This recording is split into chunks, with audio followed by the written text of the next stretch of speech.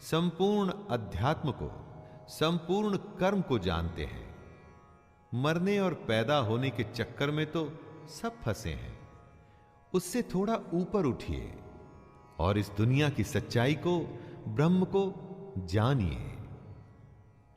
साधिभूताधिदैवं मां साधियज्ञं च ये विदुः प्रयाणकालेऽपि च मां ते विदुर्युक्तचेतसः।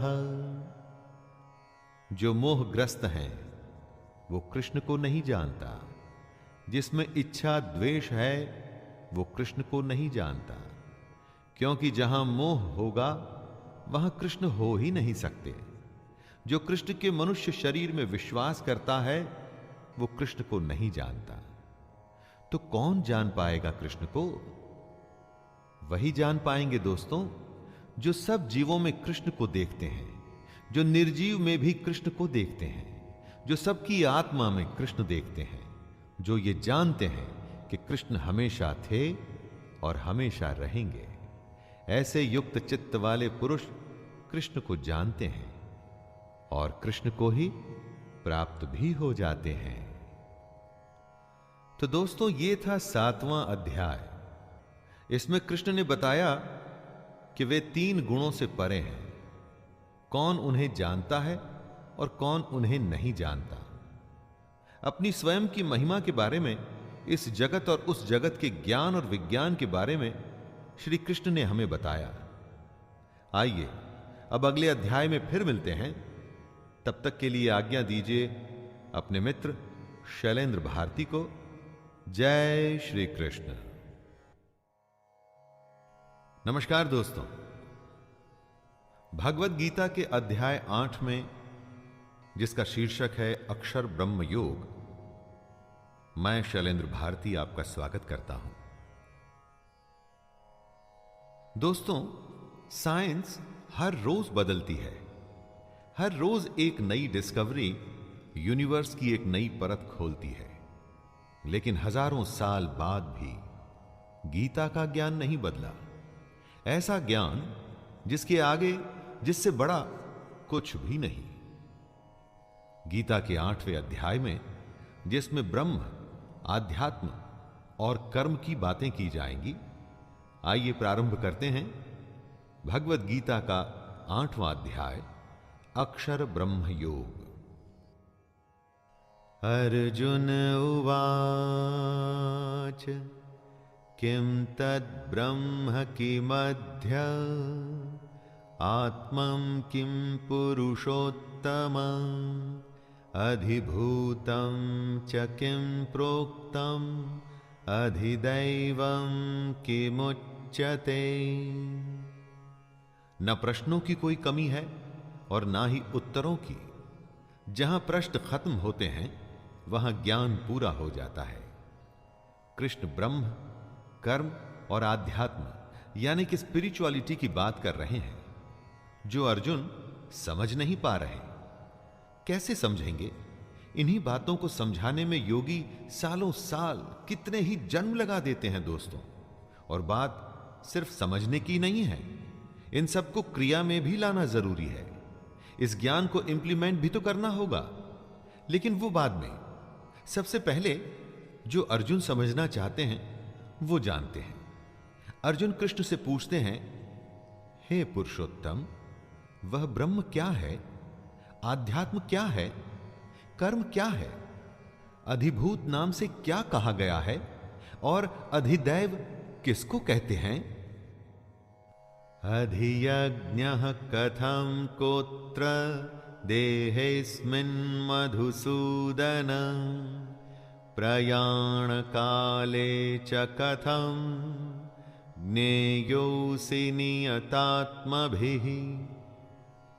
अपने सवालों की श्रृंखला को बढ़ाते हुए अर्जुन पूछते हैं, हे मधुसूदन, यहां अधियज्ञ कौन है और वह इस शरीर में कैसे है? तथा युक्त चित्त वाले पुरुषों द्वारा अंत समय में आप किस प्रकार जानने में आते हैं? दोस्तों, अर्जुन ये जानना चाहते हैं कि जो पुरुष अपने चित्त, अपने मन को संयम में ले आते हैं, उन्हें कंट्रोल में कर लेते हैं, वो पुरुष अंत समय में कृष्ण को कैसे जान पाते हैं?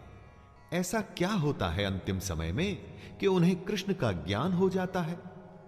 कृष्ण का कहना है कि जो पुरुष अपने मन को संयम में लाके निष्काम कर्म करते हैं, वो एक दिन मुझे प्राप्त होते हैं। लेकिन अर्जुन का प्रश्न है, कैसे? वो कैसे होता है?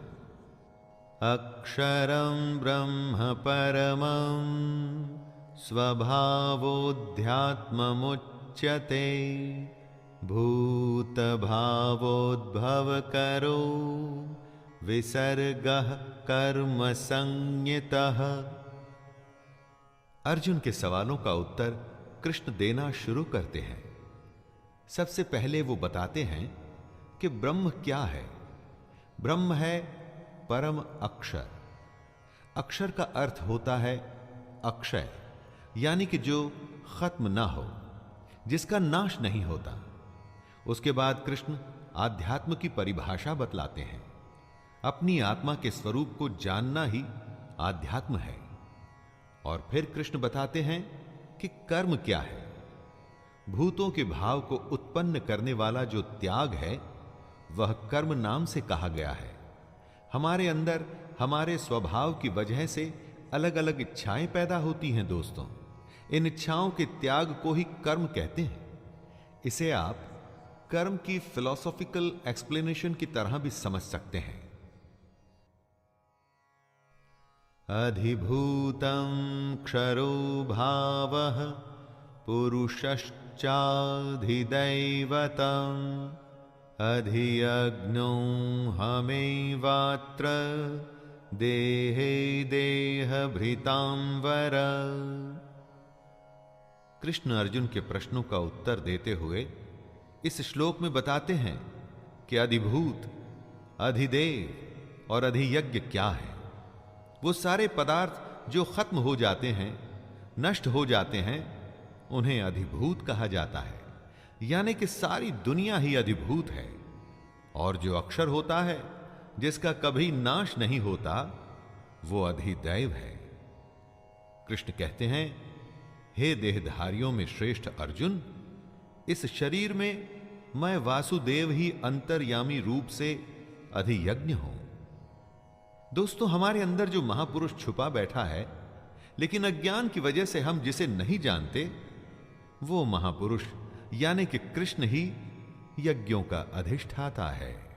अंत काले च मामेव स्मरन् मुक्त्वा कलेवरं यः प्रयाति स मद्भावं याति नास्त्यत्र संशयः। मन में कृष्ण को बसा के बस अपना कर्म, अपना कर्तव्य निभाना है, ये कहा है कृष्ण ने। जो ऐसा करता है उसे कृष्ण प्राप्त होते हैं और वो कृष्ण को प्राप्त होता है। अर्जुन ने सवाल किया था कि अंत समय में जो आपको याद करते हैं, उनको आप कैसे समझ में आते हैं? उसी का उत्तर देते हुए कृष्ण कहते हैं कि जो पुरुष अंतकाल में भी मुझको ही स्मरण करता हुआ शरीर को त्याग कर जाता है, वो मेरे साक्षात स्वरूप को प्राप्त होता है। इसमें कुछ भी संशय नहीं है। यम यम वापि स्मरन् भावं त्यजत्यन्ते कलेवरं तं तमेवैति कौन्तेय सदा तद्भाव भावितः। हमारा जन्म एक सेविंग्स अकाउंट की तरह ही चलता है। हमारे किए हुए कर्म अच्छे और बुरे दोनों ही उसमें जमा होते हैं और घटते भी रहते हैं। जन्मों का यही हिसाब किताब हमारे अगले जन्मों की रूपरेखा को भी रचता है। कृष्ण कहते हैं, हे कुंती पुत्र अर्जुन, यह मनुष्य अंतकाल में जिस जिस भी भाव को स्मरण करता हुआ इस शरीर को त्याग करता है, उसे वही प्राप्त होता है, क्योंकि वो सदा उसी भाव से भावित रहता है। दोस्तों, यहां कृष्ण कहना चाहते हैं कि मरते हुए जो भाव होता है वो आगे भी जाता है, और अगर मरते हुए कृष्ण का भाव होगा तो वो मनुष्य कृष्ण को प्राप्त होगा। तस्मात् सर्वेषु कालेषु मामनुस्मर युद्ध च मय्यर्पित मनो बुद्धिर् मामे वैश्यस्य संशयम्।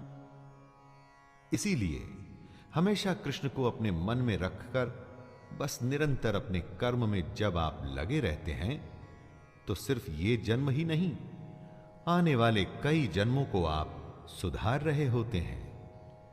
कई लोगों को आपने कहते हुए सुना होगा कि ये तो इसके पिछले जन्म के कर्मों का नतीजा है। इसी बात को समझाते हुए कृष्ण सलाह देते हैं, हे अर्जुन, तू सब समय में निरंतर मेरा स्मरण कर और युद्ध भी कर। इस तरह अगर अर्जुन हमेशा अपने मन और बुद्धि में कृष्ण को रखेगा तो एक दिन वो निसंदेह कृष्ण को ही प्राप्त होगा। अभ्यास योग युक्तेन चेतसा नान्यगामिना परमं पुरुषं दिव्यं याति पार्थानुचिन्तयन्। कृष्ण अभ्यास यानी प्रैक्टिस को बहुत बड़ा मानते हैं, इसीलिए वो कहते हैं कि योग आसान नहीं, उसका अभ्यास करना पड़ता है। और योग करते हुए यह भी ध्यान रखना पड़ता है कि आपका चित्त कहीं श्री कृष्ण से हटकर किसी दूसरी ओर न जाए। काम क्रोध की तरह के भाव अगर आपके मन में आए तो आपका योग वहीं उसी समय खत्म हो जाएगा। फिर आप अपना कर्म, अपने कर्तव्य को नहीं निभा पाएंगे। चित्त को जो संयमित करने में समर्थ हो जाता है, सक्षम हो जाता है, उसी को कृष्ण प्राप्त होते हैं, उसी को भगवान मिलते हैं, उसी की तपस्या पूरी होती है। कविं पुराणमनुशासितारम् अणुरणीयांसमनुस्मरेद्यः सर्वस्य धातारमचिन्त्य रूपम् आदित्यवर्णं तमसः परस्तात्। कृष्ण कहते हैं कि योगी अपना कर्म तो करता ही है, साथ में वो पुरुष सर्वज्ञ यानी सब कुछ जानने वाला, अनादि यानी जिसका कभी जन्म नहीं हुआ, जो हमेशा से है, सबके नियंता यानी सब कुछ कंट्रोल करने वाला, सूक्ष्म से भी अति सूक्ष्म, सबके धारण पोषण करने वाले अचिंत्य स्वरूप यानी जो सबको पालता है, सूर्य के सदृश नित्य चेतन प्रकाश रूप और अविद्या से अति परे शुद्ध सच्चिदानंद घन परमेश्वर का भी स्मरण करता है। यहां भगवान के उस परमात्मा के गुणों का वर्णन भी कृष्ण कर रहे हैं और ये भी बता रहे हैं कि योगी कैसे कर्म करते करते उस परमात्मा को याद करता है। प्रयाण काले मनसा चलेन भक्त्या युक्तो योग बलेन चैव भ्रुवोर्मध्ये प्राणमावेश्य सम्यक् सतं परं पुरुषमुपैति दिव्यम्। योग करते हुए अपना ध्यान हमें अपनी भ्रुकुटियों के बीच में यानी कि आईब्रोज के बीच में रखना होता है। दोस्तों, वो पुरुष जिसके मन में भक्ति है, जो अपने कर्म करता है, और वो पुरुष जब अंतकाल में अपने योग बल से भ्रुकुटी के मध्य में प्राण को अच्छी प्रकार स्थापित करके फिर निश्चल मन से स्मरण करता है, तो वो पुरुष दिव्य रूप परम पुरुष परमात्मा को ही प्राप्त होता है। यहां कृष्ण बता रहे हैं कि कैसे अंतकाल के समय आप उस परमात्मा को याद कर उसी को प्राप्त हो सकते हैं। यदक्षरं वेदविदो वदन्ति विशन्ति यद्यत्तयो वीतरागाः यदिच्छन्ति यच्छन्तो ब्रह्मचर्यं चरन्ति तत्ते पदं संग्रहेण प्रवक्ष्ये। जो वेदों को जानते हैं उनके अनुसार जिस सच्चिदानंद घन रूप परम पद को अविनाश माना जाता है, अब कृष्ण उसके बारे में बताएंगे। आसक्ति रहित कोशिश करते रहने वाले सन्यासी महात्मा जन जिसमें प्रवेश करते हैं, कृष्ण उस अवस्था के बारे में बताएंगे। और जिस परम पद को चाहने वाले ब्रह्मचारी लोग ब्रह्मचर्य का आचरण करते हैं, उस परम पद को कृष्ण अर्जुन को समझाएंगे। दोस्तों, बहुत बड़ी बड़ी डेजिग्नेशंस होती हैं लोगों की, लेकिन एक होता है सबसे बड़ा पट, जहां से भगवान तक पहुंचने का रास्ता खुल जाता है। अब कृष्ण उसी के बारे में बता रहे हैं।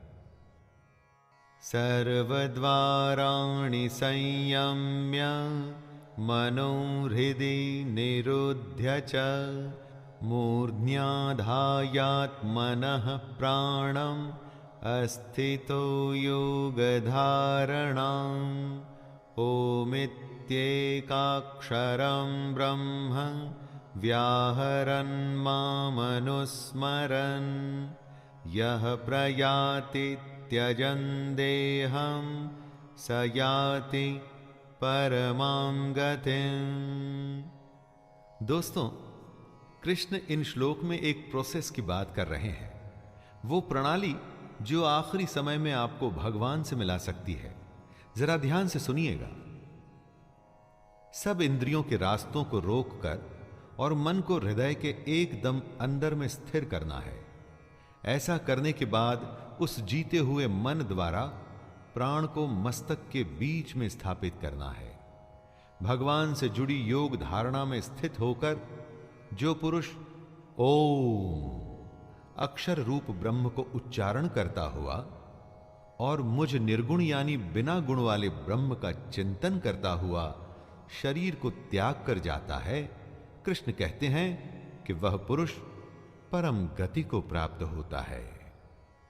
अनन्यचेताः सततं यो मां स्मरते नित्यशः तस्याहं सुलभः पार्थ नित्ययुक्तस्य योगिनिः। प्रेमी प्रेमिका को आपने बहुत बार ये कहते हुए सुना होगा कि तुम्हारे सिवा मेरे दिल में और कोई है ही नहीं। कृष्ण भी कुछ ऐसा ही करने को कह रहे हैं दोस्तों, बस फर्क यह है कि प्रेम कृष्ण से ही होना चाहिए। सुनिए कृष्ण अर्जुन से क्या कहते हैं।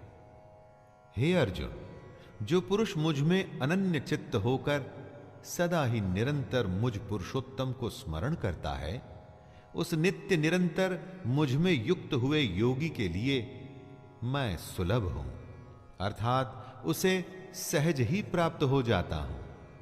जिसके चित्त में कृष्ण के अलावा और कोई नहीं, कृष्ण उसी को प्राप्त होते हैं दोस्तों, किसी और को नहीं। यहां कृष्ण से मतलब उस परमात्मा से है जिसकी आत्मा हम सब में है। मामुपेत्य पुनर्जन्म दुःखालयम शाश्वतम् नाप्नुवन्ति महात्मानः संसिद्धिं परमां गताः। ब्रह्मा का एक मोमेंट हमारे कई सालों के बराबर होता है, इसीलिए हमारे जन्म को धरती के इस जीवन को क्षण भंगुर कहा जाता है और साथ में इसे दुखों का घर भी कहा जाता है। परंतु जो कृष्ण का स्मरण करते हैं, अपने कर्म को निष्काम तरीके से करते हैं, अपने कर्तव्यों को निभाते हैं, उन्हें ही परम सिद्धि मिलती है। और ऐसी परम सिद्धि मिलने वालों को कृष्ण महात्मा जन कहते हैं। कृष्ण कहते हैं, ये महात्मा जन मुझको प्राप्त होकर दुखों के घर एवं क्षण भंगुर पुनर्जन्म को प्राप्त नहीं होते।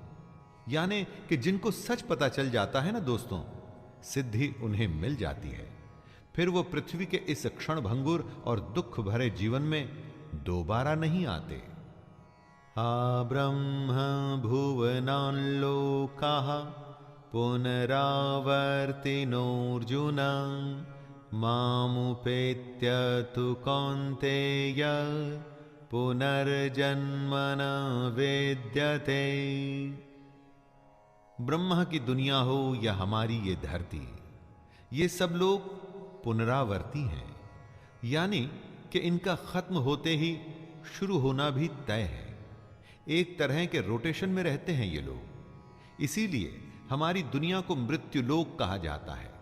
यहां जन्म होता है और मृत्यु होती है, और यही चक्कर लगा रहता है। इसी बात को कृष्ण समझा रहे हैं। वो कहते हैं, हे कुंती पुत्र, मुझको प्राप्त होकर पुनर्जन्म नहीं होता, क्योंकि मैं कालातीत हूं, और ये सब ब्रह्मादि के लोक काल द्वारा सीमित होने से अनित्य है। जो कृष्ण को प्राप्त हो जाता है दोस्तों, वो दोबारा जन्म नहीं लेता। ये सबसे बड़ी समाधि, सबसे बड़ी सिद्धि, सबसे बड़ा योग है। कृष्ण को प्राप्त हो जाने से बड़ा कुछ भी नहीं। सहस्रयुग पर्यंतम अहर्यद् ब्रह्मणो विदुः रात्रिं युग सहस्रांतां ते होरात्र विदो जनाः। दिन बदलते हैं, मौसम भी बदलता है, और इसी तरह से काल बदल जाते हैं। काल आते हैं, जाते हैं, और एक सिलसिला चलता रहता है। हमेशा का एक चक्कर है जिसमें हम सब फंसे हुए हैं। जिसमें हम सब फंसे हैं वो झूठ है। जो ज्ञान हमको हासिल करना है वही तो सत्य है।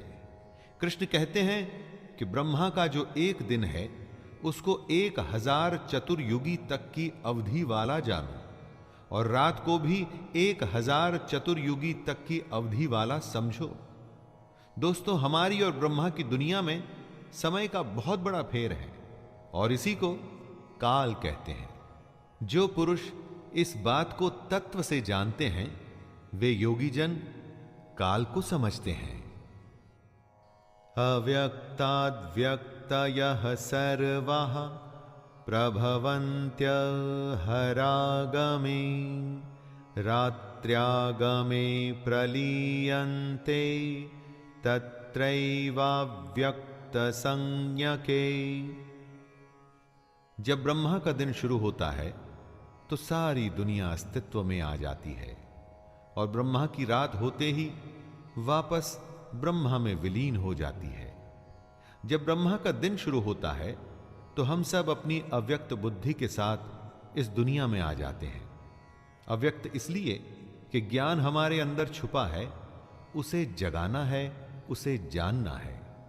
ब्रह्मा के दिन रहते रहते अगर इस समय में हमें विद्या ज्ञान हासिल हो जाता है तो हम इस जन्म मृत्यु के चक्कर से बच जाते हैं, वरना ब्रह्मा की रात आते ही दुनिया खत्म हो जाती है और हम ब्रह्मा में ही लीन हो जाते हैं।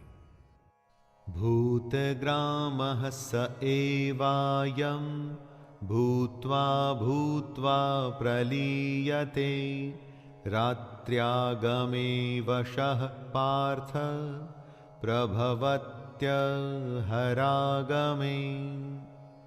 ब्रह्मा के एक दिन का मतलब होता है 1000 युग, जो लगभग 4.32 अरब साल बनते हैं। बहुत कुछ सुना है हमने कि यह दुनिया कैसे लाखों साल पहले शुरू हुई। कहते हैं कि सूर्य भी अपना आधा जीवन बिता चुका है। तो ब्रह्मा की आंख खुलते ही दिन शुरू होता है और भूत समुदाय जन्म लेता है, यानी कि एक नया ब्रह्मांड जन्म लेता है, और फिर अरबों सालों के बाद प्रलय या किसी भी वजह से यह दुनिया खत्म हो जाती है और दोबारा बिग बैंग यानी कि ब्रह्मांड विस्फोटक से शुरुआत होती है, और यह क्रम निरंतर चलता रहता है। परस्तस्मात्तु भावोऽन्यो व्यक्तो व्यक्तात् सनातनः यह स सर्वेषु भूतेषु नश्यत्सु न विनश्यते। जब ये दुनिया अस्तित्व में आती है तो हमारी बुद्धि अव्यक्त अवस्था में रहती है, इंद्रियों से दिखाई नहीं पड़ती, इसलिए हमें जागृत होना पड़ता है। ज्ञान हासिल करने के लिए योग और कृष्ण का आसरा लेना पड़ता है। लेकिन इस अव्यक्त बुद्धि से भी परे जो है वो है सनातन अव्यक्त भाव। ये सनातन अव्यक्त भाव ही कृष्ण का धाम है। ये भाव भी हमारे अंदर ही छुपा होता है दोस्तों, बस हमें इसे जगाना होता है, इसे पहचानना होता है। ये भाव अविद्या में अचेत यानी कि अनकॉन्शियस होता है और विद्या आ जाने से कॉन्शियस हो जाता है। अव्यक्तोक्षर इत्युक्तस् तमाहुः परमां गतिं यं प्राप्य न निवर्तन्ते तद्धाम परमं मम।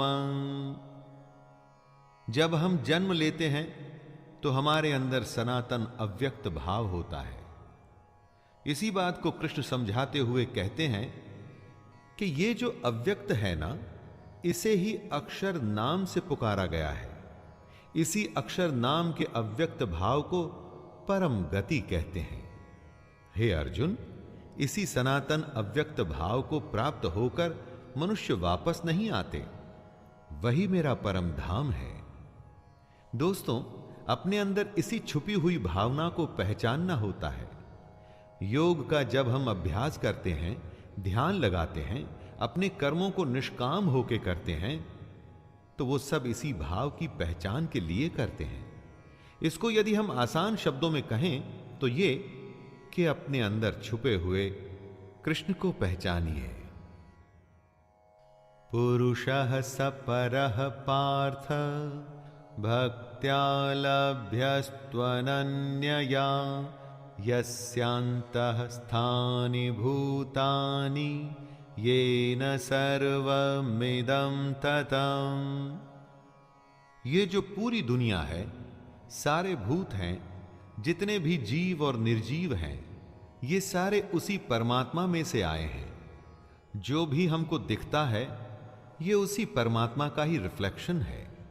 और अगर ऐसे परमात्मा को हासिल करना है तो सिर्फ अनन्य भक्ति से ही हो सकता है।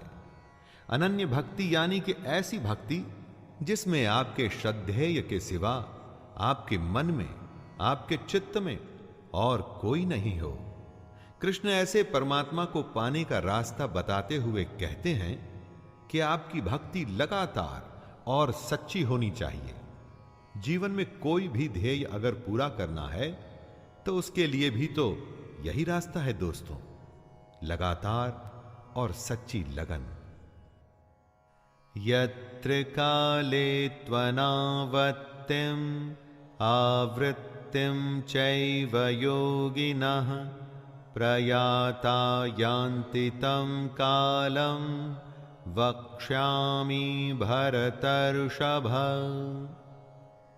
जिनको इस जन्म में ज्ञान हासिल हो जाता है, जो अपने अंदर के परमात्मा को पहचान जाते हैं, उनका पुनर्जन्म नहीं होता दोस्तों। लेकिन जो ऐसा नहीं कर पाते, उनका फिर से बार बार जन्म होता रहता है। हम किस समय अपनी देह को त्याग रहे होते हैं, उसका भी बहुत बड़ा महत्व है। इसी समय, काल और मार्ग को समझाते हुए कृष्ण हमें बता रहे हैं कि शरीर का त्याग करते हुए किन किन बातों का ख्याल रखना चाहिए। आपको याद होगा कि कैसे भीष्म पितामह बाणों की सेज पर लेटे रहे और सही समय आने पर ही उन्होंने अपने शरीर का त्याग किया था। अग्निर्ज्योतिरः शुक्लः षण्मासा उत्तरायणं तत्र प्रयाता गच्छन्ति ब्रह्म ब्रह्मं विदो जनाः। कृष्ण अगर जीने का ज्ञान देंगे तो क्या मरने का ज्ञान नहीं देंगे? इस श्लोक में वे यही बता रहे हैं कौन सा समय मरने के लिए अनुकूल है। जिस काल में सूर्य चमक रहा हो, ज्योतिर्मय अग्नि जल रही हो, शुक्ल पक्ष का चांद बढ़ रहा हो, उत्तरायण का सुंदर आकाश हो, ऐसे काल में देह त्यागने वाले को ब्रह्म मिलता है। जो ऐसे समय में अपनी देह त्यागते हैं, मृत्यु को प्राप्त होते हैं, उनका पुनर्जन्म नहीं होता। दिन रोशनी, ज्ञान और विद्या का प्रतीक है। शुक्ल पक्ष निर्मलता से जुड़ा हुआ है। अग्नि को ब्रह्म तेज का प्रतीक माना गया है।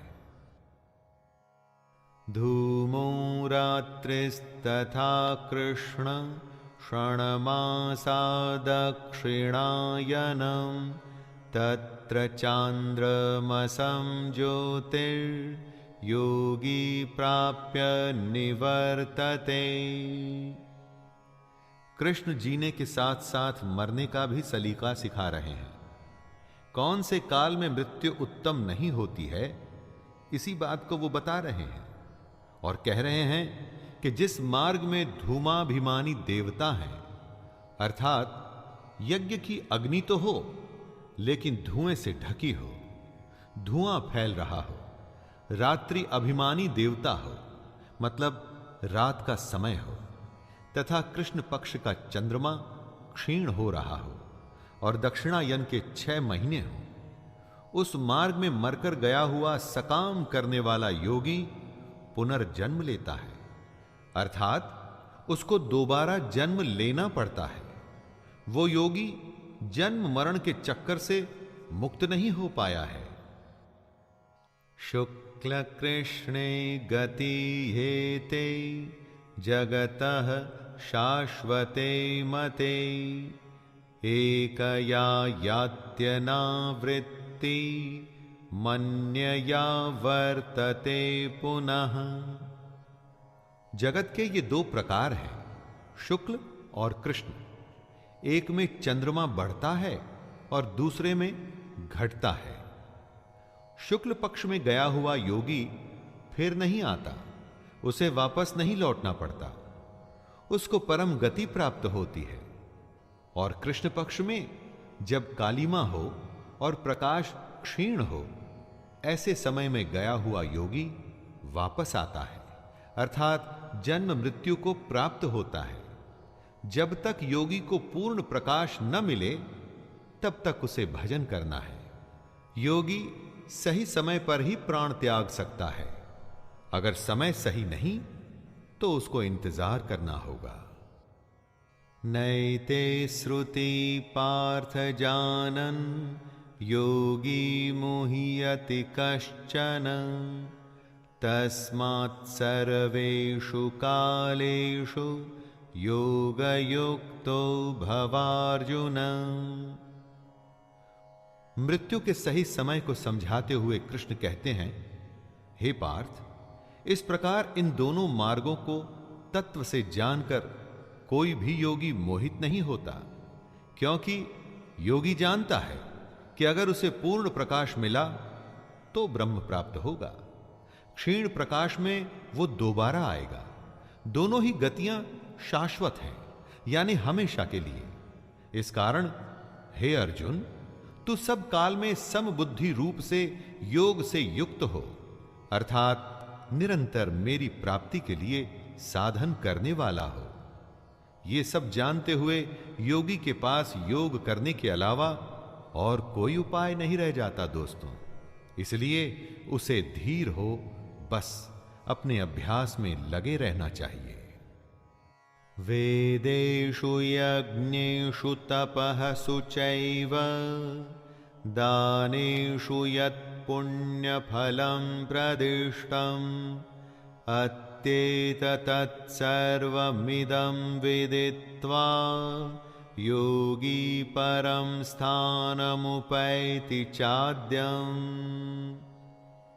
वेद, यज्ञ, तप और दान महाकर्म होते हैं, इनके बहुत बड़े पुण्य मिलते हैं। लेकिन कृष्ण कहते हैं कि जो योगी पुरुष इस रहस्य के तत्व को जान जाते हैं, वो वेदों के पढ़ने तथा यज्ञ, तप और दानादि के करने में जो पुण्य फल कहा जाता है, उन सबसे भी आगे निकल जाते हैं और सनातन परम पद को प्राप्त होते हैं। जो परमात्मा के रहस्य को समझ गया, असली तत्व को जान गया ना दोस्तों, तो उसके लिए वेद पढ़ने की कोई आवश्यकता नहीं। यज्ञ भी उसी परमात्मा से जुड़ने का एक नियम है। लेकिन जिस योगी को परम तत्व ही मिल गया, तो वो तो वैसे ही परमात्मा से मिल गया, इसलिए उसे यज्ञ या दूसरे अनुष्ठानों की भी जरूरत नहीं। सबसे बड़ा योगी सबसे बड़े रहस्य को जान जाता है। तो दोस्तों, ये था कृष्ण की भगवत गीता का 8वां अध्याय। इसमें कृष्ण ने ब्रह्म, कर्म, आध्यात्म और मृत्यु के बारे में अर्जुन की शंकाओं को दूर किया। शंकाएं सिर्फ अर्जुन की ही नहीं है दोस्तों, हम सबकी दूर हो रही हैं, है ना? तो आइए 8वें अध्याय को यहीं पर विराम देता हूं और मैं शैलेंद्र भारती आपसे वादा करता हूं कि 9वें अध्याय में फिर से मुलाकात होगी। तब तक के लिए जय श्री कृष्ण। श्री भगवद गीता अध्याय 9। अथ नवमोऽध्यायः राज विद्या राज गुह्य योग। जय श्री कृष्ण दोस्तों, मैं शैलेंद्र भारती आपका भगवत गीता के 9वें अध्याय राज विद्या राज गुह्य योग में स्वागत करता हूं। दोस्तों, जिसे योग मिल गया हो, उसका ऐश्वर्य, उसका वैभव कैसा होता है, यही बात होगी इस अध्याय में। आइए प्रारंभ करते हैं इस अध्याय को और कूद जाएं मेरे साथ इस ज्ञान की गंगा में। श्री भगवानुवाच इदं तु ते गुह्यतमं प्रवक्ष्याम्यनसूयवे ज्ञानं विज्ञानसहितं यज्ञात्वा मोक्षसे शुभात्। कृष्ण अर्जुन से कहते हैं कि वो उस दोष रहित अर्जुन को, उस अर्जुन को जिसमें दोष नहीं है, ईर्ष्या नहीं है, अब उसे परम गोपनीय विज्ञान सहित ज्ञान बताएंगे। मोस्ट सीक्रेट दोस्तों, विज्ञान सहित ज्ञान, यानी कि ज्ञान को उसकी विशेषता के साथ बताएंगे भगवान। ऐसा ज्ञान जिसे भली भांति जानकर अर्जुन दुख रूपी संसार से मुक्त हो जाएगा। जो कर्म आपको मुक्ति की ओर ले जाएं, वो उत्तम है। जो आपको दुनियादारी में और फंसाए, वो उत्तम नहीं। ये दुख की बात है, लेकिन सच है। हमारे ज्यादातर काम हमें इस दुनिया के पचड़ों में और फंसाते हैं। ज्यादा पैसा, ज्यादा दोस्ती, ज्यादा रिश्तेदारी, ज्यादा द्वेष, इसी सब में तो हमेशा पड़े रहते हैं हम।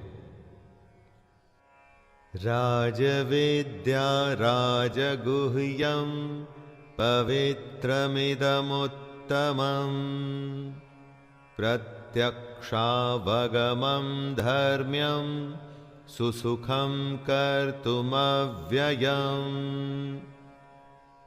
कृष्ण अर्जुन को वो ज्ञान देने वाले हैं जो विज्ञान सहित है और जो उसको इस दुखी संसार से मुक्त कर देगा। यह विज्ञान सहित ज्ञान सब विद्याओं का राजा है। इससे बड़ी कोई नॉलेज, कोई विद्या नहीं है दोस्तों। यह सब गोपनीयों का राजा है। इससे बड़ा कोई सीक्रेट नहीं। यह अति पवित्र, अति उत्तम, प्रत्यक्ष फल वाला, धर्मयुक्त, साधन करने में बड़ा सुगम और अविनाशी है। जो भी कोई और विशेषण आप लोग जानते हैं, वो इस ज्ञान के साथ लगा सकते हैं, क्योंकि यह इतना उत्तम है। कृष्ण अपने भक्त के लिए कुछ भी कर सकते हैं, इसीलिए वो अर्जुन को सबसे बड़ी बात बताने के लिए तैयार हैं। अश्रद्धानः पुरुषा धर्मस्यास्य परन्तप अप्राप्य मां निवर्तन्ते मृत्युर्मुक्षेप्सुनाशनम्। मृत्यु संसार वर्तमनि। जिसके प्रति आपकी श्रद्धा नहीं, क्या उसे आप प्राप्त कर सकते हैं? श्रद्धा सबसे पहली जरूरत होती है दोस्तों। किसी भी चीज को हासिल करना हो तो श्रद्धा की बहुत आवश्यकता है, और श्रद्धा कभी झूठी नहीं हो सकती। या वो होती है या नहीं होती, इसे आप जबरदस्ती पैदा नहीं कर सकते। यही बात कृष्ण अर्जुन से समझाते हुए कह रहे हैं, हे परंतप, धर्म में श्रद्धा रहित पुरुष मुझको न प्राप्त होकर मृत्यु रूपी संसार चक्र में भ्रमण करते रहते हैं। जिन पुरुषों में धर्म के प्रति, कर्म के प्रति श्रद्धा नहीं है, वो कृष्ण को कभी प्राप्त नहीं होते, बस चक्कर काटते रहते हैं। दोस्तों, हमें खुद अपने जीवन के बारे में भी सोचना चाहिए कि क्या हम भी चक्कर काट रहे हैं? मया तत्मिदं सर्वं जगदव्यक्तमूर्तिना मतस्थानि सर्वभूतानि न चाहं तेषु अवस्थितः। इस श्लोक में कृष्ण अपने और इस जगत के स्वरूप के बारे में बता रहे हैं। बड़ी ही कॉम्प्लिकेटेड बात है दोस्तों, आपको जरा ध्यान देना होगा। कृष्ण कहते हैं, मुझ निराकार परमात्मा से ये सब जगत जल से बर्फ के सदृश परिपूर्ण है, और सब भूत मेरे अंतर्गत संकल्प के आधार स्थित हैं, किंतु वास्तव में मैं उनमें स्थित नहीं हूं। यहां पर कृष्ण कहना चाहते हैं कि उसके अव्यक्त स्वरूप में पूरा जगत व्याप्त है, लेकिन वो उसमें नहीं है। बर्फ जल से बनी होती है, बर्फ में और कुछ नहीं, सिर्फ जल है, लेकिन जल में बर्फ नहीं है। इस जगत का हर प्राणी कृष्ण में व्याप्त है, लेकिन कृष्ण उनमें नहीं है। न च मतस्थानि भूतानि पश्य मे योगमैश्वरम् भूतभृन्न च भूतस्थो ममात्मा भूतभावनः। सब भूत, जीव या निर्जीव कृष्ण में स्थित नहीं हैं, क्योंकि सारे भूत मरण धर्मा है, मतलब कि नाशवान है। इस दुनिया में जो भी है सबकी मृत्यु होती है, तो हम कृष्ण में कैसे हो सकते हैं? कृष्ण आगे कहते हैं कि मेरी ईश्वरीय योग शक्ति को देख कि भूतों का धारण पोषण करने वाली और भूतों को उत्पन्न करने वाली मेरी आत्मा वास्तव में भूतों में स्थित नहीं है। हमारा अस्तित्व कृष्ण से ही है, हमारी आत्मा में उसी परमात्मा का ही अंश है, लेकिन फिर भी वो हम में नहीं है। दोस्तों, यही उसकी योग शक्ति है। यथाकाश स्थितो नित्यं वायुः सर्वत्र गो महान् तथा सर्वाणि भूतानि मतस्थानित्युपधारय। जिस हवा को हम महसूस करते हैं, ये वायु आकाश की वजह से होती है, और बिना किसी सहारे के भी ये आकाश में ही रहती है। ये वायु आकाश से अपनी उत्पत्ति होने के बावजूद भी उसको मलिन नहीं कर पाती। वैसे ही सारे भूत कृष्ण में व्याप्त हैं, लेकिन कभी भी वो कृष्ण को मलिन नहीं कर पाते। हम सब कृष्ण से हैं, कृष्ण हमसे नहीं। हम सब कृष्ण के संकल्प से ही पैदा हुए हैं, इसीलिए उन्हीं में स्थित हैं, लेकिन वो हम में नहीं है। ये योग का प्रभाव है दोस्तों, कृष्ण की योग शक्ति का कमाल है। जैसे वायु बिना किसी सहारे के आकाश में स्थित है, वैसे ही हम सब भी कृष्ण में स्थित हैं। सर्वभूतानि कौन्तेय प्रकृतिं यान्ति मामिकां कल्पक्षये पुनस्तानि कल्पादौ विसृजाम्यहम्। जब एक कल्प, एक एरा, एक दौर खत्म होता है तो हम सब वापस से कृष्ण में चले जाते हैं। सुनिए वो क्या कहते हैं। हे अर्जुन, कल्पों के अंत में सब भूत मेरी प्रकृति को प्राप्त होते हैं, अर्थात प्रकृति में लीन होते हैं, और कल्पों के आदि में उनको मैं फिर से रचता हूं। उनकी रचना के बाद ही कल्प की शुरुआत होती है। अचेत में वो जागृति भरते हैं और तभी दुनिया शुरू होती है, और कल्प की समाप्ति पर जो यहां से आया था वहीं वापस लौट जाता है। एक तरह से यूं भी मान लीजिए कि कल्प भी जब अपना कर्म पूरा कर लेता है तो समाप्त हो जाता है। प्रकृतिं स्वामवष्टभ्य विसृजामि पुनः पुनः भूतग्रामिमं कृत्स्नम् अवशं प्रकृतेर्वशात्। जैसा कि कृष्ण ने खुद कहा था कि अपने कर्मों से कोई बच नहीं सकता, ऐसा हो ही नहीं सकता कि कोई कर्म न करे, उसी तरह से बार बार सृजन करना ही कृष्ण का कर्म है। इस श्लोक में वो यही बता रहे हैं। हे अर्जुन, अपनी प्रकृति को स्वीकार करके स्वभाव के बल से परतंत्र हुए इस संपूर्ण भूत समुदाय को बार बार उनके कर्मों के अनुसार मैं रचता हूं। जैसे हमने कर्म किए थे वैसा हमारा स्वभाव हुआ, और जैसा स्वभाव हुआ उसी के गुणों के हिसाब से कृष्ण उसको रचते हैं, और इस तरह से कृष्ण भी अपना कर्म करते रहते हैं और हम भी। न च मां तानि कर्माणि निबध्नन्ति धनंजय उदासीन वदासीनम् असक्तं तेषु कर्मसु। कृष्ण हमारी संरचना, हमारा सृजन करते हैं, लेकिन अव्यक्त रूप से। ऐसा कहते हुए कहीं दिखता नहीं, लेकिन स्वाभाविक है कि ऐसा होता है, वरना यह दुनिया कहां से आती और कहां जाती है। रचना का उनका यह कर्म है, लेकिन कृष्ण कभी अपने कर्म से बंधते नहीं, अपने इस कर्म में उनकी आसक्ति नहीं होती। जैसा ज्ञान वो हमको दे रहे हैं वही नियम उन पर भी लागू होता है। दोस्तों, ऐसा नहीं कि वो मनमानी करें, मनमानी तो कोई भी नहीं कर सकता। यह पूरा संसार परमात्मा के ही संकल्प से बना है। आपको लग सकता है कि आप अपनी मर्जी के मालिक हैं और आप जो चाहें वो कर सकते हैं, लेकिन ऐसा है नहीं।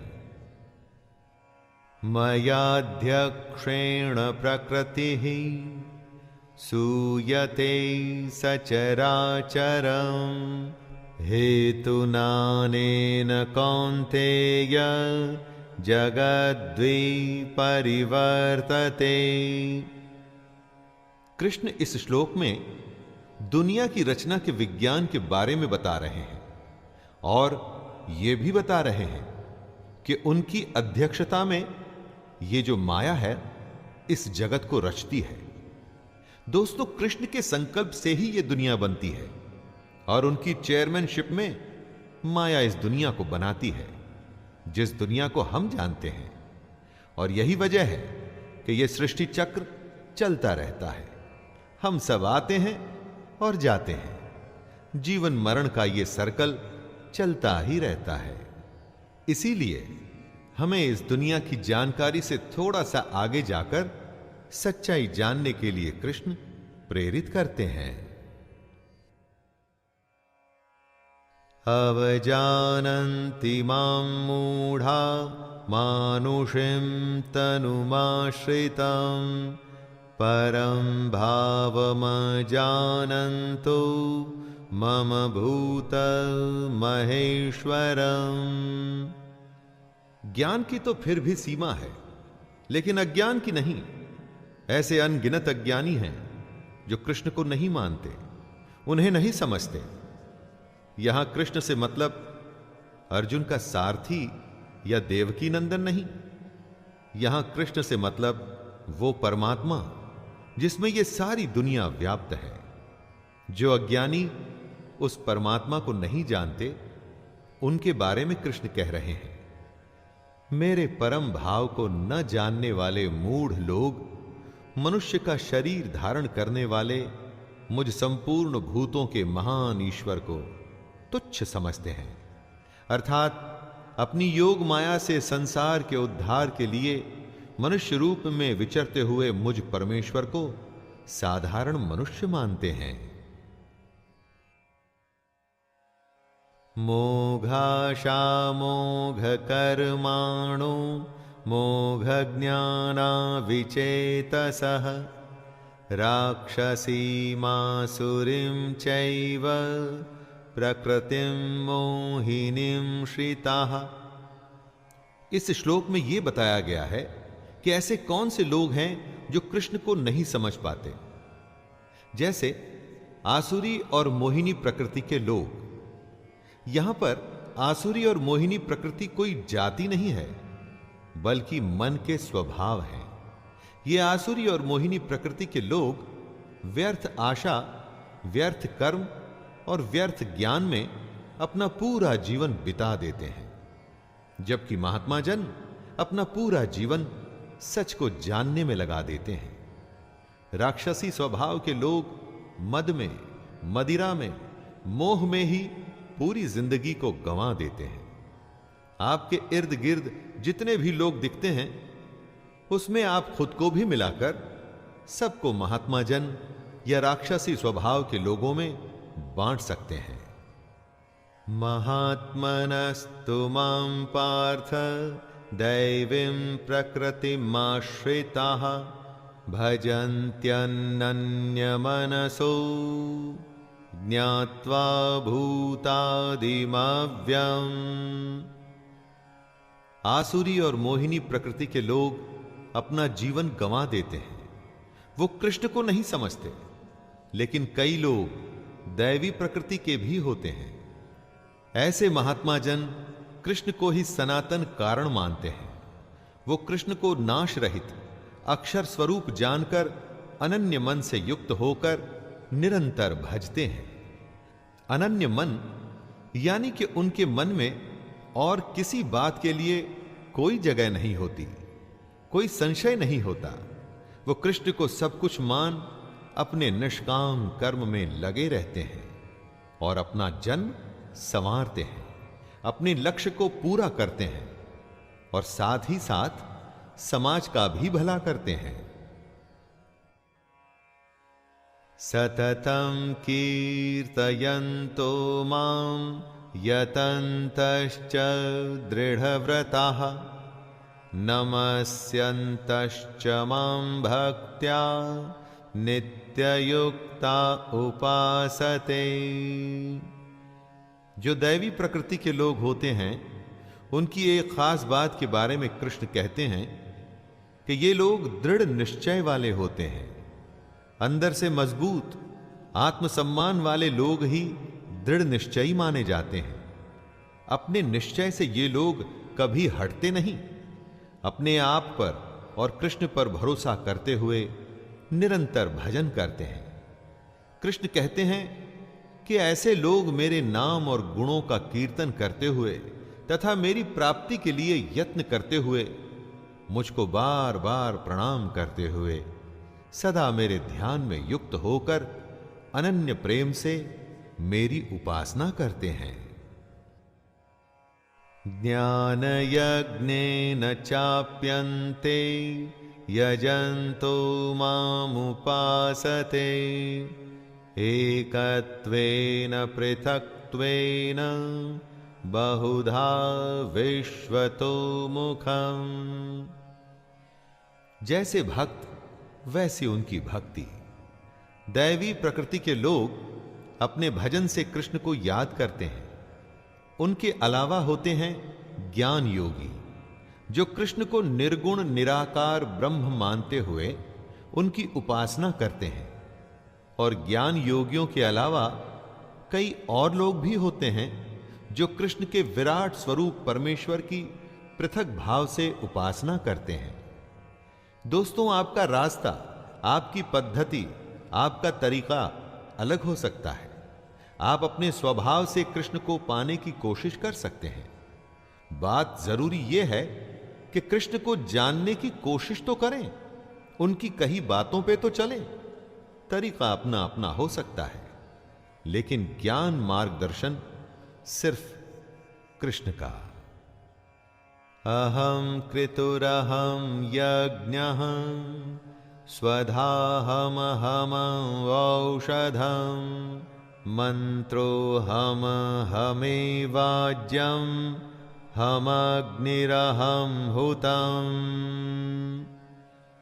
कृष्ण अपने बारे में बताते हुए कहते हैं कि कर्ता मैं हूं, यज्ञ में मैं हूं, स्वधा मैं हूं, औषधि मैं हूं, मंत्र मैं हूं, घृत मैं हूं, अग्नि मैं हूं और हवन रूपी क्रिया भी मैं ही हूं। कर्ता मैं हूं से कृष्ण कहना चाहते हैं कि करने वाले चाहे आप क्यों न हो, लेकिन उसके पीछे प्रेरक इष्ट कृष्ण ही हैं। स्वधा मैं ही हूं, अर्थात पितरों के लिए जो मंत्र बोले जाते हैं वो कृष्ण है। औषधि जो हमें ठीक करती है वो भी कृष्ण है। यज्ञ, उसमें चढ़ाया जाने वाला घी और अग्नि भी कृष्ण है। दोस्तों, बात के तत्व को समझने की कोशिश करें। जो भी हो रहा है वो कृष्ण है। सारी क्रियाएं कृष्ण का ही स्वरूप है। पिताहमस्य जगतो माता धाता पितामहः वेद्यं पवित्रमोंकार ऋक्सामयजुरेव च। कृष्ण अपने स्वरूप को समझाते हुए कहते हैं कि इस संपूर्ण जगत को धारण करने वाला एवं कर्मों के फल को देने वाला पिता, माता, पितामह, जानने योग्य पवित्र ओमकार तथा ऋग्वेद, सामवेद और यजुर्वेद भी मैं ही हूं। माता पिता यानी कि जहां से हम सबकी उत्पत्ति हुई है, वो मूल उद्गम कृष्ण ही है। पवित्र ओमकार यानी कि ओम भी कृष्ण ही है, क्योंकि कृष्ण कहते हैं वो परमात्मा मेरे स्वरूप में है। ऋग्वेद मतलब ऋक यानी कि संपूर्ण प्रार्थना, सामवेद का साम अथवा समत्व भाव, यजुर्वेद यानी यज्ञ की विधि विशेष कृष्ण ही है। योग अनुष्ठान कृष्ण से ही होते हैं। गतिर्भर्ता प्रभुः साक्षी निवासः शरणं सुहृत् प्रभवः प्रलयः स्थानं निधानं बीजमव्ययम्। परम धाम जिसे सब प्राप्त करने की कोशिश करते हैं वो कृष्ण है। जो हम सबका भरण पोषण करता है वो हम सबका स्वामी है। जो हमारा शुभाशुभ करता है, हम सबका वास स्थान यानी जहां हम सब रहते हैं, जो शरण लेने योग्य है, सबका हित करने वाला, जिसमें से सबकी उत्पत्ति होती है और प्रलय के समय जिसमें सब मिल जाते हैं, हम सबका आधार, निधान और अविनाशी कारण कृष्ण ही हैं। जो हो रहा है, जो होता है और जिसकी वजह से होता है, वो सब ही कृष्ण है, उसके सिवा कुछ भी नहीं।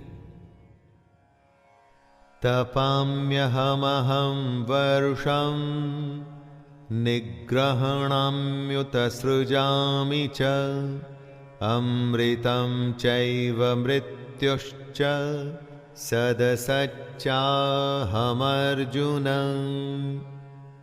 धरती सूर्य से तपती है, जल वाष्प बन के आकाश में जाता है और बादल बन के बरसता है। वर्षा ही इस दुनिया को जिंदा रखती है और यह सृष्टि क्रम चलता रहता है। अपने ही स्वरूप को समझाते हुए कृष्ण कहते हैं कि जो सूर्य रूप से तपता है, वर्षा का आकर्षण करता है और उसे बरसाता है,